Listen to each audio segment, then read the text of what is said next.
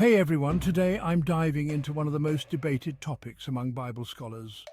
The relationship between Genesis 1 and Genesis 2. Are these chapters two conflicting creation stories, or do they form a cohesive narrative? Let's find out. For centuries, skeptics have argued that these chapters present two different creation accounts. They claim this proves the Bible's first book is a patchwork of sources, possibly borrowed from ancient myths. But is that really the case? Let's zoom in on Genesis 2:4, which says, "This is the account of the heavens and the earth when they were created, in the day that the Lord God made earth and heaven." Some interpret this as the start of a new creation story, but let's not jump to conclusions just yet. Supporters of the biblical narrative argue these chapters aren't separate stories, but rather a single, unified account. Genesis 2:1 states, "And so the heavens and the earth were completed, and all their heavenly lights." This indicates that the creation in Genesis 1 was fully wrapped up in 6 24-hour days.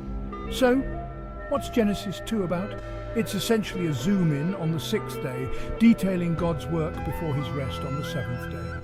According to this perspective, Genesis 2 isn't introducing a new creation event, but providing specifics on God's fine-tuning. This view aligns with the logical pattern seen in Genesis 1. Unlike ancient myths that lack such structure.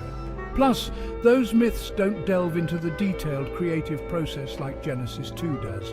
Why would Moses, if he were copying from myths, present everything in such a logical and detailed manner? He wouldn't have had the necessary details to write so coherently.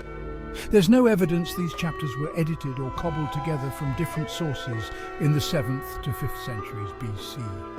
The Israelites didn't have a reputation for copying works as the old Babylonians did. Genesis 1 and 2 offer a true account of our origins, grounded in the supernatural. This places the creation narrative beyond the reach of scientific study. Science can only analyze the results of God's creative acts, not the acts themselves.